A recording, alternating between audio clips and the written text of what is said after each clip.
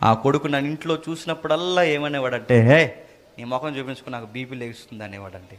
ఆ మాట నాకు చాలా కృంగ తీసేసేది. నా ఆరోగ్యం అంతా పాడు చేసి వాడిని పెంచాను. మా డబ్బులన్నీ వాడికి పెట్టాం. కానీ నా కోడలను ఒక్క మాట అడిగితే బాగుండండి. నా కొడుకు ఏంటమ్మా అని అడిగింది ఆ యాంకరు.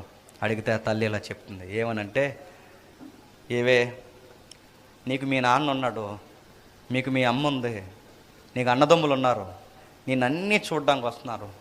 మా అమ్మకి మా నాన్న కూడా చచ్చిపోయాడు, మా అమ్మకి ఇంకెవరున్నారే నేను తప్పని ఒక్క మాట నా కొడుకు అడిగితే బాగుండండి. కానీ వాడు ఆ మాట కూడా అనకుండా నన్ను తీసుకొచ్చి వృద్ధాశ్రమంలో జాయిన్ చేశాడు. నన్ను త్వరగా దేవుడు తీసుకెళ్ళిపోతే బాగుండండి.